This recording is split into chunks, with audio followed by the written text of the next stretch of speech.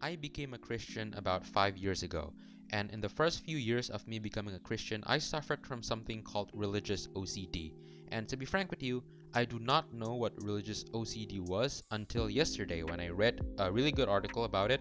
I will leave a link on this article in the description below in case you want to read it in its entirety. I also watched a really good YouTube video about it. So yeah, I did not know that religious OCD was a thing. I thought that the things I experienced was things that I experienced by myself. I didn't thought that anybody else in the world experienced it. But I felt so happy reading that religious OCD is indeed a real thing.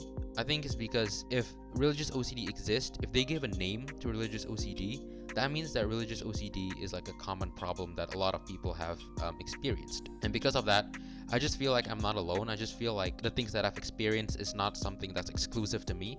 And that just gives me so much hope. That just gives me so much happiness because I feel like I'm not alone in fighting my religious OCD. But yeah, I'm just gonna read a little bit of this article just to introduce what religious OCD is, because I think that this article describes religious OCD really well. So, religious obsessive compulsive disorder, OCD, is a type of OCD that causes a person to obsess over spiritual fears. It often involves religious compulsions such as excessive prayer. For example, a person might worry that they're going to hell and repeat a mantra to cope with this fear. Religious OCD is also called scrupulosity. So I'm just going to read that one paragraph over there, and you can read the entirety of this article later. So a lot of the things that this article describes about religious OCD, I feel is very relatable and very accurate to my experience. Because this article says that symptoms of religious OCD may include fear of going to hell, which I definitely experienced. There was one point in my life where every single day of my life, I keep thinking about going to hell. And that's just torture. That's just terrible. Like living your day after day, just thinking about going to hell. And another symptom is fear of losing or not having enough faith, which I did experience as well. And fear of disappointing God, which is kind of tied to fear of losing and not having enough faith, because I fear like if I don't have enough faith, then I would disappoint God. And just like any other OCD, religious OCD has some compulsions. And the article mentioned like four examples of the compulsions that people with religious OCD may have, but I feel like I only identify with two of the things that they mentioned. So the first compulsion is praying too much, and I definitely did experience this. Sometimes I would find myself praying in unnecessary times. One time I prayed before brushing my teeth for some reason because I thought that I would sin if I did not, which is weird, right? Which is just weird. But at the time I thought it was necessary. And I find myself praying over and over again, not because of anything, but just because I feel like my previous prayer is not good enough. And if my prayer isn't good enough, I feel like God will not want to answer it. I feel like God would not want to listen to it. Like before I eat, because I pray before I eat, I feel like a lot of religious people pray before they eat, right? And before I eat, before I actually dig into my meal, I would pray for like 3 to 4 times, just because I think that my prayer isn't good enough. And I would just stop when I get hungry or something. So that really sucks. And another compulsion is self-denial and self-sacrifice. And I have experienced this as well. Like one point in my life, I think I did something wrong on a particular day. And on the same evening, I decided to not eat dinner. Not because I wasn't hungry, but because I felt like I need to punish myself. But because I felt like I need to feel suffering in order to make up for my sins. Which is just messed up, which is just so wrong. The Bible tells us that Jesus Christ died for our sins, and the reason Jesus Christ died for his sins is so that you don't have to suffer for his sins anymore. So it's really weird that I had that mindset, but I did, you know? And in some other point of my life, I went to church. It was like on a Tuesday or Thursday, I can't really remember, but we were having either a Bible study or a prayer meeting. And before the sermon, we had like this little praise and worship session where we just sing songs and sing hymns and stuff. And I was there at church, but I would abstain from singing. Not because I didn't like the song, not because I didn't want to sing, but because I felt like I wasn't worthy enough to be in God's presence. Because I did something wrong, or at least I did something that I feel like it was wrong on the same day. It was really messed up.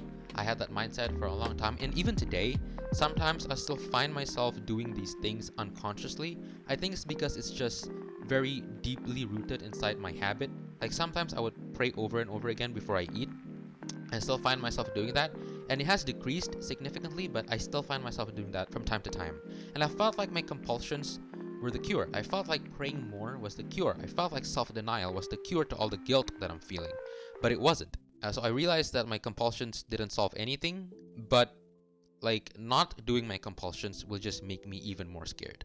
And because of religious OCD, I do good works not as a response to God's love, as it's supposed to, but I do it because of fear, which is ironic because the Bible tells us not to fear a lot of times, and I mean a lot of times.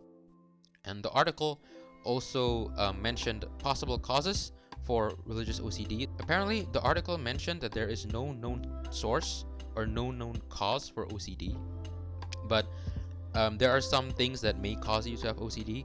Like, for example, it may be genetical.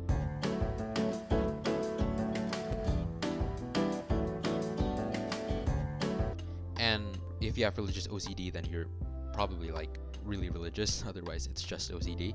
So yeah, I did grow up in a religious family. I did grow up in a religious environment. So that might have some impact on why I have religious OCD.